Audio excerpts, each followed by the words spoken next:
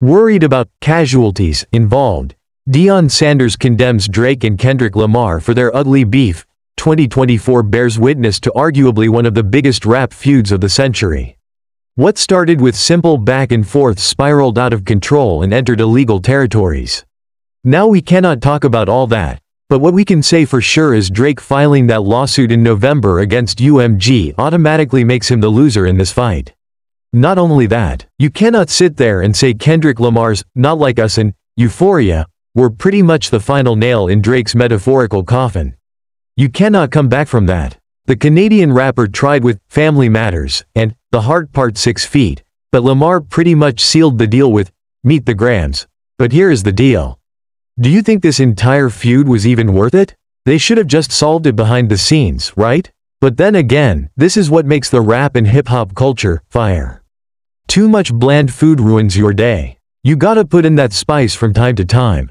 However, college football's biggest rock star doesn't think so. On the third episode of We Got Time, the talk show featuring Roxy Diaz and Deion Sanders, Coach Prime came clear with his take on the entire feud. "I don't like two brothers going at it. I don't like the back and forth. I don't like any of that stuff because it's always going to be casualties and I don't like that," Coach Prime mentioned.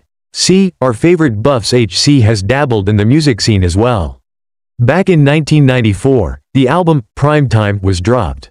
The best part? This album managed to hit the number 70 rank on the top R&B hip-hop album list.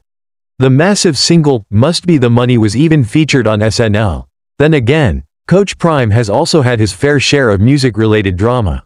While this is not similar to the Drake and Lamar feud, Deion Sanders was in some major controversy during the entire CU band scenario. When Buffs were in a bad position against the Huskers, it was alleged that Coach Prime had asked the CU band not to play Shedeur Sanders' fight song. Yeah, all of it was false. Some drama a 5-year-old will think of. Regardless, Coach Prime makes sense when he says that all of those feuds make no sense.